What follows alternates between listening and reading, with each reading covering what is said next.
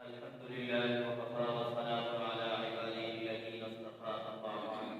فأعوذ بالله من الشيطان الرجيم بسم الله الرحمن الرحيم قل تعالوا واتلوا ما حرم ربكم عليكم ألا تشركوا به شيئا وبالوالدين إحسانا سبحان ربك رب العزة عما يصفون وسلام على المرسلين والحمد لله رب العالمين إن الله وملائكته يصلون على النبي يا أيها الذين آمنوا صلوا عليه وسلموا تسليما اللهم صل على سيدنا ومولانا محمد وعلى آل سيدنا ومولانا محمد وبارك وسلم وصل عليه. عزیزان کرام، یہ جو آیت کریمہ آپ کے سامنے تلاوت کی ہے، اس سے پچھلے 3 رکوع کے اندر اللہ رب العالمین نے مشرکین کی ان عادات اور خصلتوں کو بیان کیا ہے کہ انہوں نے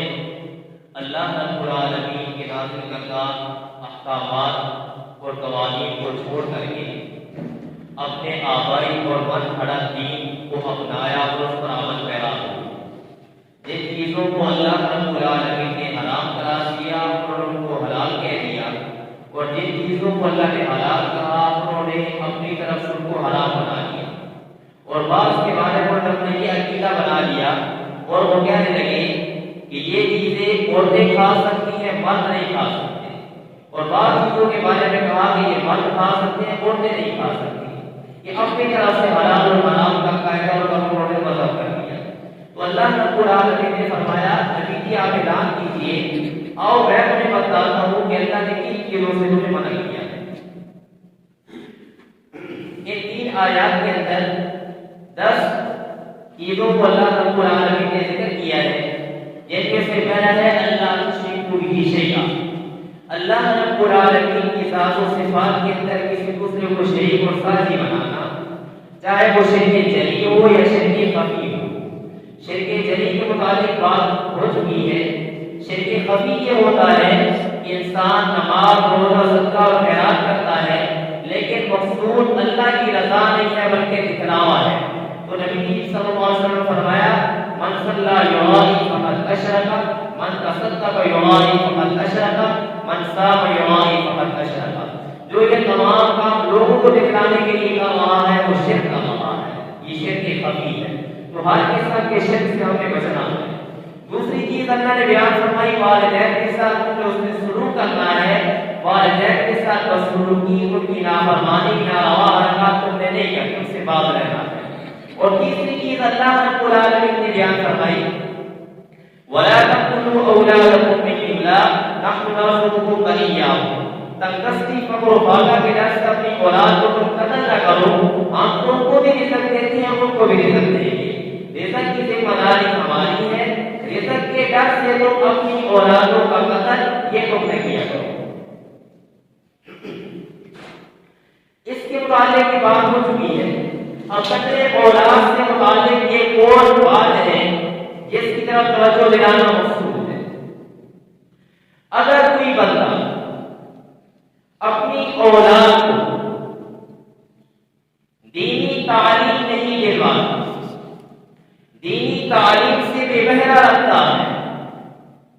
بے دینی کے لیے اس کو کھلا چھوڑ دیتا ہے، دینی اخلاق سے اپنی اولاد کو دور رکھتا ہے،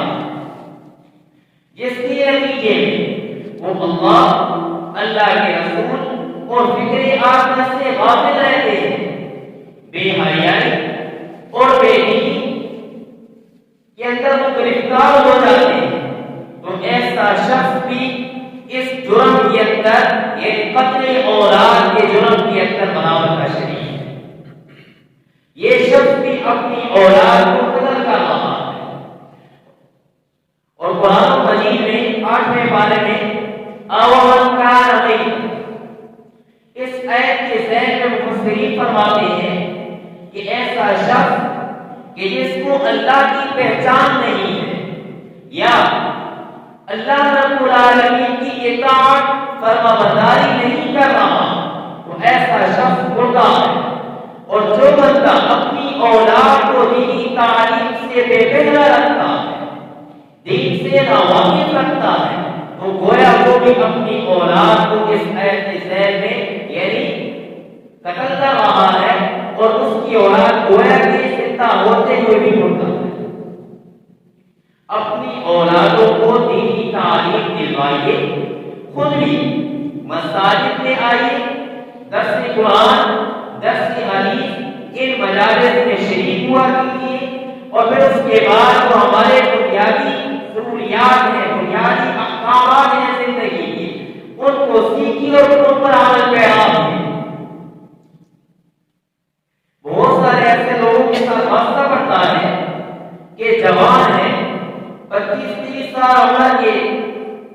نوجوان ہیں، لیکن اس کے باوجود ان کی نمازیں درست نہیں، اس کے باوجود کئی لوگ ایسے کہ جن کی 50-60 سال عمر ہو چکی ہے، لیکن اس کے باوجود ان کو غسل کرنے کا جو مکمل طریقہ ہے وہ کو نہیں آتا۔ غسل کرنے کے جو فرائض ہیں وہ فرائض ان کو نہیں آتے۔ غسل کے اندر 3 فرض ہیں۔ نمبر 1 ہے کلی کرنا، نمبر 2 ناک میں نرم ہڈی تک پانی پہنچانا، اور تیسرا پورے بدن پر اس طرح پانی پہنچانا کہ جس طرح کا کوئی حصہ خشک نہ رہے، بار برابر تک کبھی خشک نہ رہے، مکمل طور پر پانی پہنچا کر اس کو تک۔ یہ غسل کے فرائض ہیں، بعض افراد کو یہ فرائض بھی نہیں آتے، تو اس لیے خود بھی دینی تعلیم حاصل کیجیے، اپنی اولادوں کو بھی دینی تعلیم دے پائے۔ اور چوتھی چیز اللہ نے فرمایا وَلَا تَقْرَبُوا الْفَوَاحِشَ، بے حیائی کے قریب نہ جاؤ، مَا ظَهَرَ مِنْهَا وَمَا بَطَنَ، چاہے وہ ظاہر ہو یا پوشیدہ ہو۔ قرآن و حدیث کی اصطلاح فحش فحشا کس کو کہتے ہیں؟ قرآن و حدیث کی اصطلاح کے اندر وہ برائی اور فساد جس کے اثرات برے اور دور تک، اس کو فحش کہا جاتا ہے، اور اس کا عمومی معنی جو امام ناووی اور ابن الاثیر رحمہ اللہ نے کیا ہے، وہ فرماتے ہیں کہ تمام وہ بڑے گناہ، خواہ ان کا تعلق انسان کی زبان کے ساتھ ہو، انسان کی زبان سے نکلنے والا وہ قول جو اللہ کی نافرمانی پر مبنی ہو، جھوٹ، غیبت، چغلی، بے صبری کے کلمات، نوحہ، اور اسی طریقے سے گانا بجانا، موسیقی، ناشکری کے کلمات زبان سے نکالنا، کسی کو غلط مشورہ دینا، اپنی زبان سے اللہ کی وہ صفات جو اللہ کے لیے ہے غیر کے لیے بیان کرنا، اللہ کی صفات مخصوصہ اللہ کے علاوہ غیر کے لیے بیان کرنا، وہ تمام گناہ جو زبان کے ساتھ انسان کے متعلق ہیں، اور وہ تمام افعال کہ جو انسان کے جوارح کے ساتھ متعلق ہیں، ہاتھ کے ساتھ، پاؤں کے ساتھ، انسان کی آنکھوں کے ساتھ، کانوں کے ساتھ، جو بھی گناہ متعلق ہے، کانوں سے گانوں کا سننا، اور اس طریقے سے زبان سے گنگنانا، آنکھوں کے ساتھ کسی نامحرم کی طرف دیکھنا، اور اسی طریقے سے پاؤں سے چل کر کے کسی گناہ کی جگہ پر جانا، یہ تمام بڑے گناہ، یہ تمام اس کے اندر داخل ہے۔ ما ظہر منہا، جو ظاہر ہو، تو اس معنی کے اعتبار سے یہ تمام گناہ اس میں داخل ہوں گے۔ اور وما بطن، پوشیدہ گناہ کیا ہے کہ جو باطنی دل کے اندر جو پیدا ہونے والے، انسان کے دل میں حسد پیدا ہوتا ہے، کینہ پیدا ہوتا ہے، بغض پیدا ہوتا ہے، انسان کے دل کے اندر ناشکری آتی ہے، انسان کے دل کے اندر بے صبری آتی ہے، تو یہ سب باطنی جتنے بھی گناہ ہیں، ان سے اپنے آپ کو بچانا چاہیے۔ اور ایک اور معنی جو عوام کے اندر اس فحش کا رائج ہے، اور عوام اس معنی کو بدکاری کے معنی میں لیتے ہیں، اور قرآن مجید میں بھی اس طرح اشارہ کیا وَلَا تَقْرَبُوا الزِّنَا إِنَّهُ كَانَ فَاحِشًا، زنا کے قریب بھی نہ جاؤ، یہ بھی حیائی کا کام ہے اور بہت برا راستہ ہے، اس سے اپنے آپ کو تم بچاؤ۔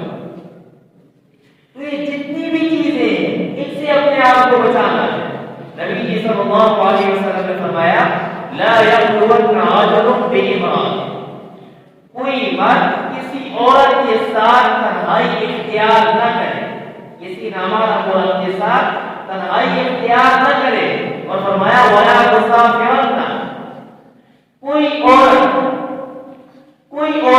سفر نہ کرے مگر اس کے ساتھ اس کا محرم رشتہ دار ہونا، بغیر محرم کے کوئی عورت بھی سفر نہ کرے۔ تو تمام کامات کو اپنی زندگی کا حصہ بنا لیں، ہر قسم کی بے حیائی سے، برائی سے اپنے آپ کو بچائیں۔ فرمایا ولا تقتلوا النفس التي حرم الله الا بالحق، پانچواں حکم اللہ نے ذکر کیا ولا تقتلوا النفس، اور تم کسی جان کو قتل نہ کرو کہ جس کو اللہ رب العالمین نے جس کے قتل کو حرام قرار دیا ہے، الا بالحق، مگر حق سے۔ قتل ناحق یہ حرام، قتل ناحق یہ حرام۔ نبی صلی اللہ علیہ وسلم کے ارشاد ہے، عبداللہ بن مسعود رضی اللہ عنہ اس کی روایت کرتے ہیں اور بخاری و مسلم کے اندر یہ ارشاد نقل کیا گیا ہے، آقا صلی اللہ علیہ وسلم نے فرمایا کسی مسلمان کا خون حلال نہیں مگر تین طریقے سے۔ پہلا طریقہ کہ ایک آدمی شادی شدہ ہے لیکن اس کے باوجود وہ بدکاری کرتا ہے، وہ ایسے آدمی کو رجم کیا جائے گا، اس کی سزا رجم ہے۔ رجم کیا ہے؟ ایک قاضی فیصلہ دے گا، پھر اس کے بعد کھلے میدان کے اندر اس کو لایا جائے گا اور تمام لوگ جمع ہو کر پتھر مار کے اس کو ہلاک کر دیں گے، سنسار جس کو کہا جاتا ہے۔ دوسرا وہ بندہ کہ جو کسی آدمی کو ناحق قتل کر دے، آلے قتل کے ساتھ جان بوجھ کر کسی کو قتل کر دیتا ہے تو قصاص سے اس کو قتل کیا جائے گا۔ قتل کی 5 قسمیں ہیں: قتل عمد، شبہ عمد، قتل خطا، جاری مجرا خطا اور قتل بالسبب۔ اب یہ جو قصاص ہے یہ پہلے قتل عمد کے تحت داخل ہے۔ اگر کوئی بندہ کسی کو جان بوجھ کر اعلی قتل سے قتل کر دیتا ہے تو اس کی سزا قتل ہے، قصاص اس سے لیا جائے گا۔ ہاں اگر مقتول کے ورثاء اس کو معاف کر دیتے ہیں یا دیت دے کر چھوڑنا طے وعدہ ہے یا کسی مال کے اوپر وہ چھوڑنے کے لیے تیار ہو جاتے ہیں تو پھر اس کے لیے یہ قصاص نہیں ہوگا۔ اور تیسرا کہ اگر کوئی آدمی اپنے دین کو چھوڑ کر کے مرتد ہو جاتا ہے، دین اسلام کو چھوڑ دیتا ہے، مرتد ہو جاتا ہے، تو ایسے آدمی کی سزا بھی قتل ہے۔ لیکن یہ بات بھی یاد رکھ لیجیے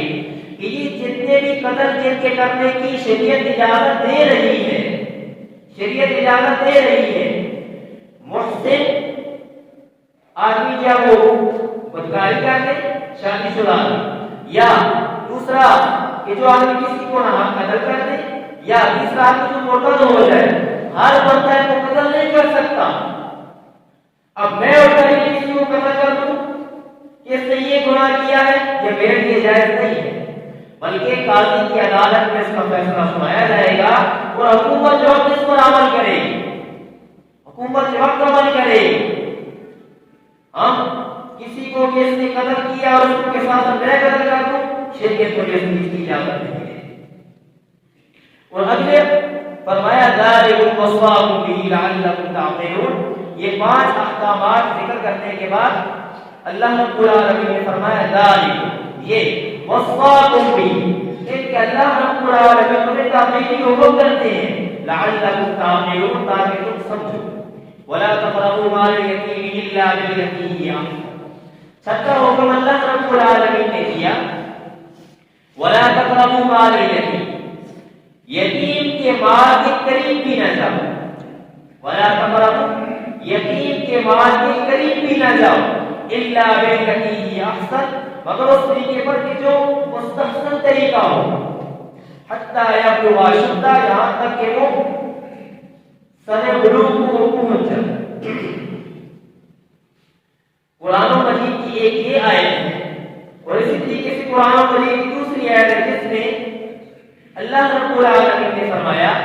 ان الذين يأكلون اموال اليتامى ظلما انما يأكلون في بطونهم نارا، جو لوگ یتیموں کے مال کو ظلمن کھاتے ہیں وہ اپنے پیٹ میں آگ بھر رہے ہیں۔ جب یہ قرآن مجید کی آیات آئی تو صحابہ کرام کو تشویش ہوئی، جن کی کفالت کے اندر یتیم بچے تھے ان کو تشویش ہوئی کہ اب یتیم کی کفالت بھی ہم نے کرنی ہے۔ اگر ہم یتیم کا مال جو ہے اس کو اپنے مال کے ساتھ مثال اس کا آٹا ہے اپنے آٹے کے ساتھ ملا کر کے ہم بھونتے ہیں تو یہ تو ہم کھائیں گے تو پھر اس وعید کی طرف داخل ہوتے ہیں، اور اگر اس کا علیحدہ پکاتے ہیں وہ تو ضائع ہوگا، وہ ایک روٹی کھائے گا سالن اس کا علیحدہ پکاتے ہیں کچھ کھائے گا دیر ہوگا نہیں ہوگا وہ ضائع ہو جائے گا۔ تو یہ بہت اوقات جب انہوں نے علیحدہ کیا تو ضائع ہونے بھی لگا، تو انہوں نے نبی صلی اللہ علیہ وسلم سے سوال کیا۔ قرآن میں اللہ نے اس کا ذکر کیا وَيَسْأَلُونَكَ عَنِ الْيَتَامَىٰ، نبی جی آپ سے سوال کرتے ہیں یتیم بچوں کے بارے میں، یتیم کے احکامات کے بارے میں آپ سے پوچھتے ہیں۔ قل آپ فرما دیجیے اصلاح لهم خیر وَإِنْ تُخَالِطُوهُمْ فَإِخْوَانُكُمْ، اصل مقصد یہ ہے کہ ان کا مال ضائع نہ ہو، مقصد یہ ہے کہ ان کا مال ضائع نہ ہو۔ اگر تم یہ سمجھتے ہو کہ ان کے لیے علیحدہ پکانا بہتر ہے تو علیحدہ پکاؤ، اپنے ساتھ ملا کر کے پکانا بہتر ہے تو ملا کر کے پکاؤ، لیکن شرط یہ ہے کہ ان کا مال ضائع نہیں ہونا چاہیے۔ ان کے مال کو اپنے ساتھ ملا کر کے ایسا نہ ہو کہ تم خود ہی سارا کھانا شروع کر دو، نہیں، ملا تو سکتے ہو لیکن مقصود ان کے مال کی حفاظت ہو، اصلاح مقصود ہو۔ اور یہ تم سمجھ لو کہ اگر تم نے ان کے مالوں کو اس انداز سے ضائع کیا تو جو بھی تم کھاؤ گے وہ ایسا ہے گویا کہ وہ آپ تم اپنے پیٹوں کے اندر داخل کر دیں۔ تو اب یتیموں کے مال کی حفاظت کرنی ہے تو کب تک کرنی ہے؟ حتی یبلغ اشدہ، جب تک کہ وہ سن بلوغ کو نہ پہنچ جائے، جب تک کہ وہ بالغ نہیں ہو جاتے اس وقت تک تم نے ان کے مالوں کی حفاظت کرنی ہے۔